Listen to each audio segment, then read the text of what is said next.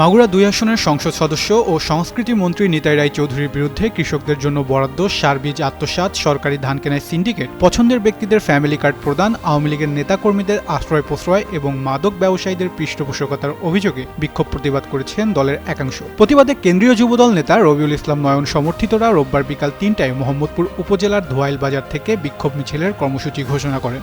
একই দিন মোহাম্মদপুর বাসস্ট্যান্ড এলাকায় সরকারের ১৮০ দিনের বিভিন্ন উন্নয়নমূলক কর্মকাণ্ড জনগণের সামনে তুলে ধরতে সমাবেশের আয়োজন করেন নিতাই রায় চৌধুরী সমর্থিতরা। এতে দুপক্ষের পাল্টাপাল্টি কর্মসূচিকে কেন্দ্র করে নেতাকর্মীদের জড়ো করার পাশাপাশি লাঠিসোঁটা প্রস্তুতের খবর ছড়িয়ে পড়লে এলাকায় ব্যাপক উত্তেজনা তৈরি হয়। পরিস্থিতি বিবেচনায় শনিবার রাতে মাগুরা জেলা বিএনপির পক্ষ থেকে উভয় পক্ষের কর্মসূচি স্থগিতের নির্দেশ দেওয়া হয়। পরে নিতাই রায় চৌধুরী সমর্থিতরা সংবাদ সম্মেলনের মাধ্যমে তাদের কর্মসূচি স্থগিত ঘোষণা করেন। অন্যদিকে কেন্দ্রীয় যুবদলের যুগ্ম সাধারণ সম্পাদক রবিউল ইসলাম নয়ন ও তার ভেরিফাইড ফেসবুক পেজে দেওয়া এক বার্তায় তার নেতাকর্মীদের নির্ধারিত কর্মসূচিতে অংশ না নেওয়ার জন্য নির্দেশনা দেন। তবে রবিউল ইসলাম নয়ন সমর্থিত নেতাকর্মীরা রোববার দুপুরের আগেই মিছিল নিয়ে মোহাম্মদপুর উপজেলা সদরে জড়ো হয়ে বিক্ষোভ শুরু করেন। এ অবস্থায় জেলা বিএনপির আহ্বায়ক আলী আহমেদ বিকাল ৩টার দিকে মোহাম্মদপুরে পৌঁছে পরিস্থিতি নিয়ন্ত্রণে আনেন। তিনি প্রধানমন্ত্রীর কার্যালয়ের নির্দেশনা ও প্রশাসনের পক্ষ থেকে দেওয়া আশ্বাসের বিষয়টি বিক্ষুব্ধ নেতাকর্মীদের অবহিত করলে তারা বিক্ষোভ কর্মসূচি স্থগিত করেন।